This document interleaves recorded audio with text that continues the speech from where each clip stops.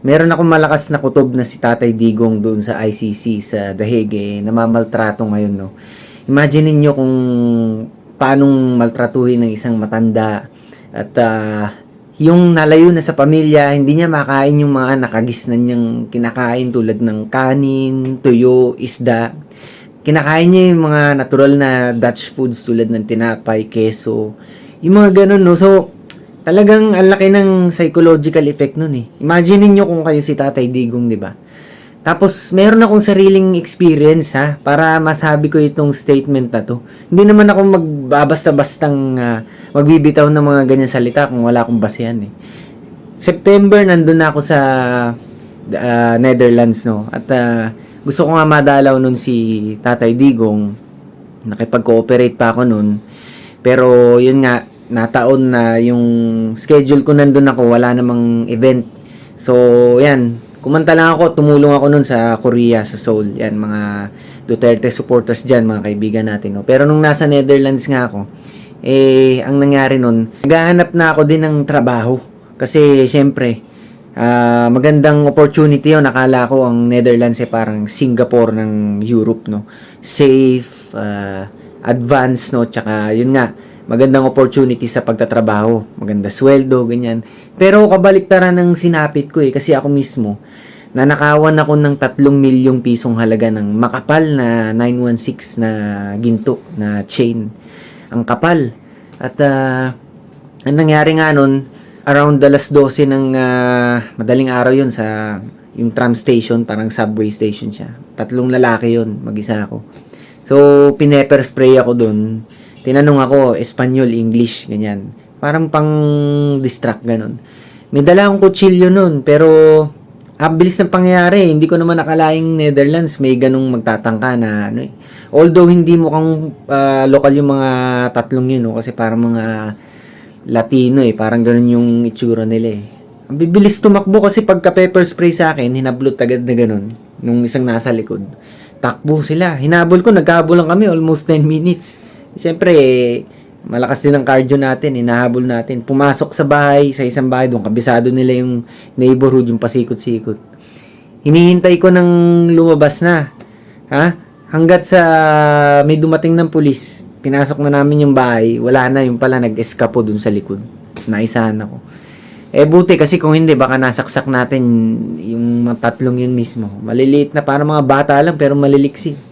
Ayun nga, nangyari tuloy, yung kapulisan dun, meron tayong kinausap dun, yung in charge sa investigasyon. Tapos ang ginawa ko nun, nag-request ako ng mga CCTV, ilang araw na lumipas. Paalis na ako ng Netherlands dun, hindi pa rin nila naibigay. Hindi pa rin nila natukoy yung mga suspect. Samantalang may mga camera dun sa paligid, nangyari nga dun sa mismong tram station di ba?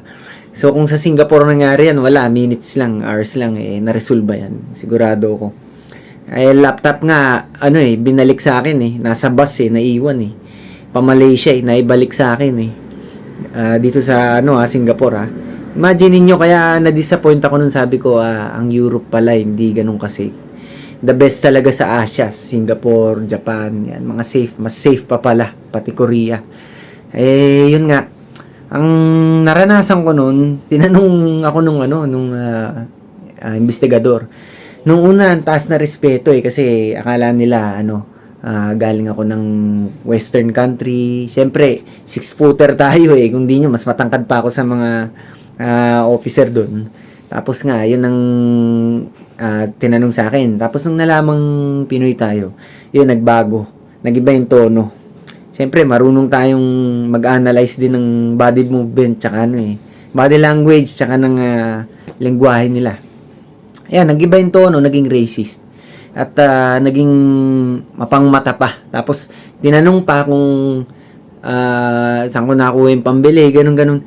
In short, yung pinagdudahan ako, minatanga ako na hindi ko kayang makabili ng ganun 3 milyong piso na halaga ng alahas, no? So, para sa akin, hindi naman natatama yun. Ang ginawa ko, pinakita ko sa kanya lahat ng picture ko sa rolls ng ng camera.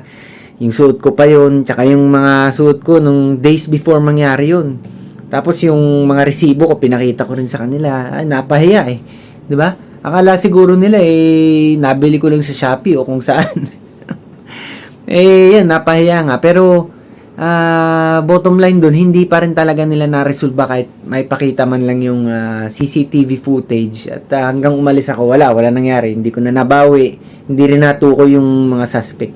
Very disappointing. Kaya yan, nakokonect ako dito kay Tatay Digong, no.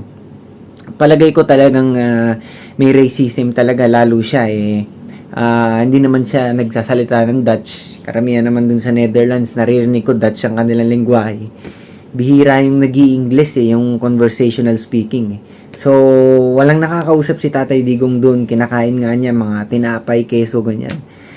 Namimiss niya mga anak niya, kahit mga hindi niya kapamilya, no, makita man lang ang kapwa Pilipino mo, kahit kung sa Pilipinas siya nakulong, makita man lang niya yung isang jail guard dun, tuwan-tuwa na siguro yung si Tatay Digong.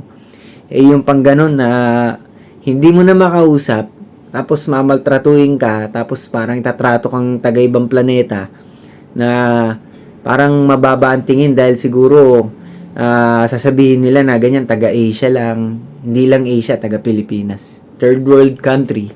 Tapos nababalitaan pa nila ngayon na ganyan. Talagang wag naman sanang binababoy yung pagkatao ngayon ni Tatay Digong doon sa loob ng kanyang selda sa The Hague.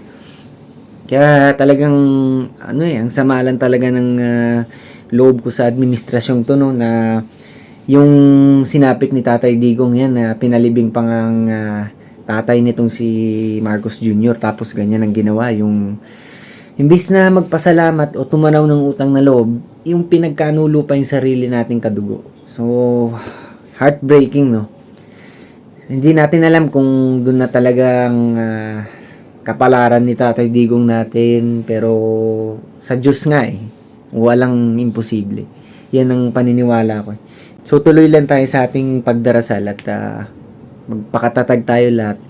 Let's be optimistic na one day, isipin natin, imaginein natin na ang ating Tatay Digong nakakabalik na sa ating bansa at makita niya yung ngiti ng bawat isang Pilipino na tuwan-tuwa dahil siya nakapiling muli natin isang taong nagsakripisyo ng malaki para sa ating bansa, kahit ang kanyang kalayaan at stake at give up niya para lang talaga maayos ang takbo ng sistema ng bansa natin. Sana lang talagang pag-ingatan ng ating Panginoon tong si Tatay Digong, lalong palakasin ang kanyang katawan at sana makita pa natin siya, makasama natin siyang muli. At yan, sana in the future magkaroon naman ng maganda resulta ang takbo ng kaso doon sa ICC. So yan lang mga tol, maraming salamat ulit sa inyo.